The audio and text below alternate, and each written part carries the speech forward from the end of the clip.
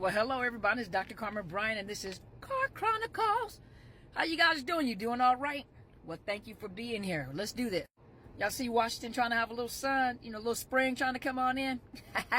You guys ready? All right, well, let me talk to you for just a minute. As you guys know, we getting ready to do a conference in Atlanta, Georgia at the Marriott Marquis on Peachtree in the smack dab in the middle of Atlanta.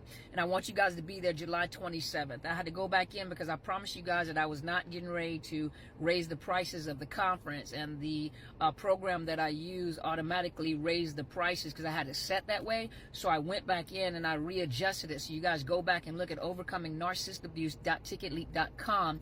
I went back and readjusted the prices because I told you guys I was going to leave them where they were, and so you guys will get a nominal fee for general session and VIP. But one of the things that not one of the many things that we're going to be talking about is breaking generational cycles, breaking generational trauma.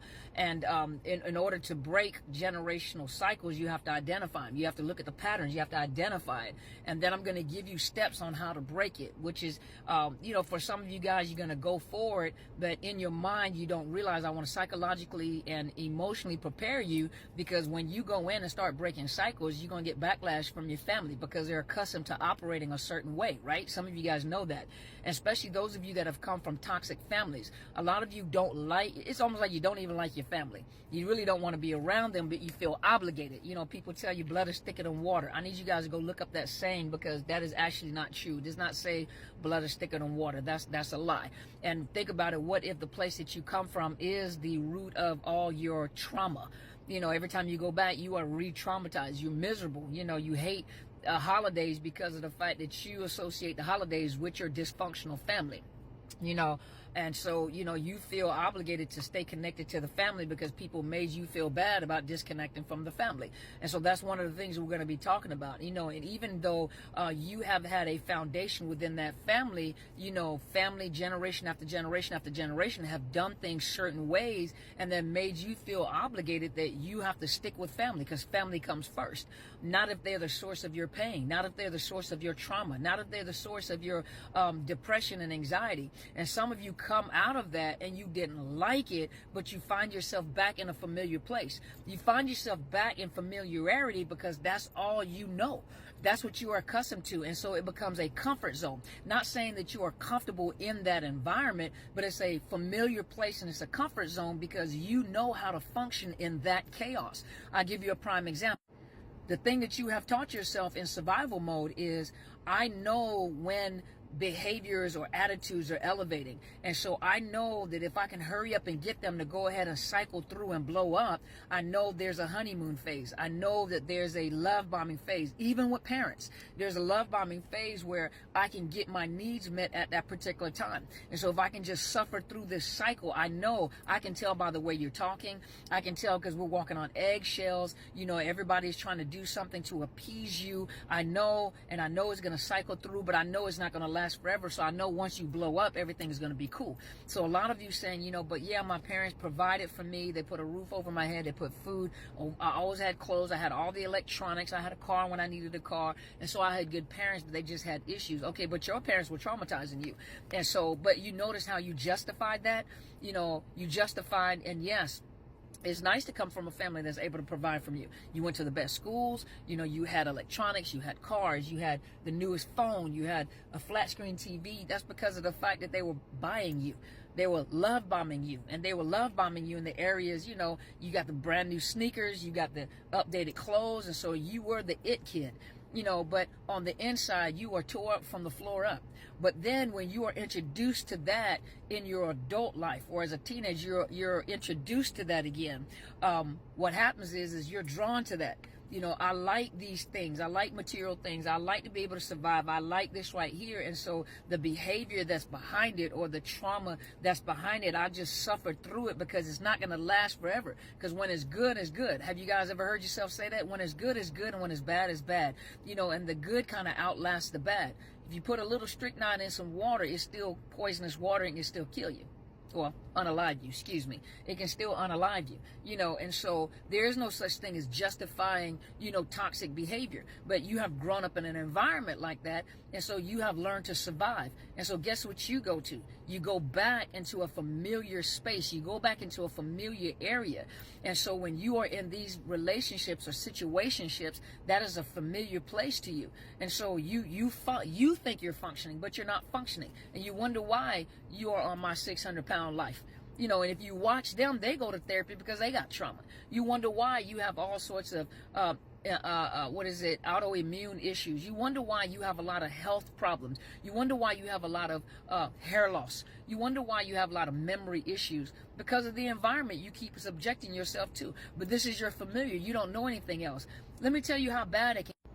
It gets so bad that you have a gentleman open the door for you. You looking like, I can open up my own doors. I don't need no man to open up no door. Girl, let him be a gentleman. You know, quit being gangster. We know that you can open up the door and pick up the car if you want to. You know, but some of you guys, the way you're looking at it, think about it. You have been trained that if someone tries to do something nice for you, you always think that there is a motive behind it. And sometimes there is, depending on who you're connected to, that you can't even accept the nice things because you think there's an ulterior motive behind it. You can't even get a compliment because when you get a compliment, you're like, what's wrong with you? There's nothing wrong with them. There's something wrong with you. Check this out. That's just like a person that has been in intensive outpatient or inpatient treatment for substance abuse. You know, one of the things that they're teaching, number one, you've got to detoxify. So you got to get the drug out of your system so you're not physiologically addicted to that drug anymore. The drug has gotten out of your system, right? Then they keep you in there for a while because, you know, once that drug is out of your system, now you got to deal with the withdrawals. Not only with the withdrawals, they're teaching you how to stay away from familiar places. They're teaching you how to recognize stress, you know, to pick up on new coping mechanisms as opposed to using substances to self-medicate yourself.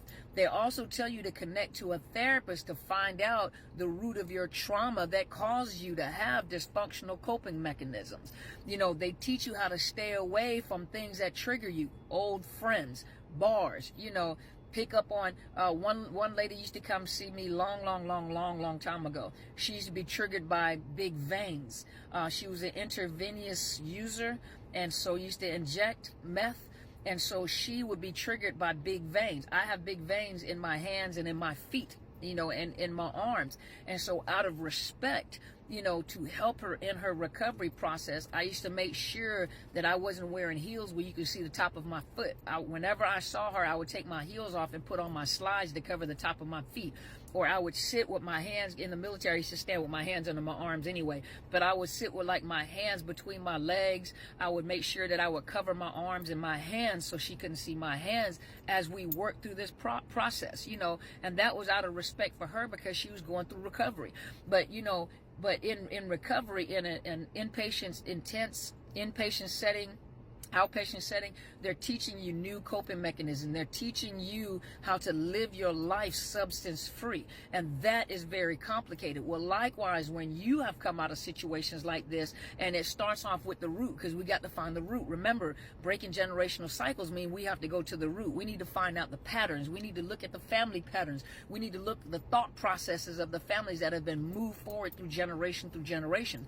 And that means that you have to do something. I said this before, Pastor said this, you have to do something that has never been done before. And when you do something that has never been done before, especially in your family, you have to be prepared for the backlash, because you're going to have haters come out the woodworks, and some of the haters are coming from your family. And you will be appalled at the people that you loved and you thought really loved you. You find out the stuff that comes out of their mouth, it's almost appalling. You know, you feel separated from the family. You find out these people, some of the people in your own family are jealous over you and your success. They don't see it. But every time they say something, it's those little undercurrents, the things that they're saying, that you realize, oh my God, you are one of the people in the problem. And once I get away and I'm shining, and it's not that you're purposely trying to do anything to shine in front of your family, it's just that you're being who you are, they have something negative to say. You find out, you know, that they come out the woodworks, find out who in your family are narcissists. But you have to protect what you see, what you hear, the people that you are around. You have to change your entire environment to include your attachment and visitation with your own family. And that can be the most complicated thing you ever have to do in your entire life. But there's a whole new generation, your own children, that is waiting for it. Go register, overcomingnarcissistabuse.ticketleap.com, or email me so I can send you an invoice. I want to see you there.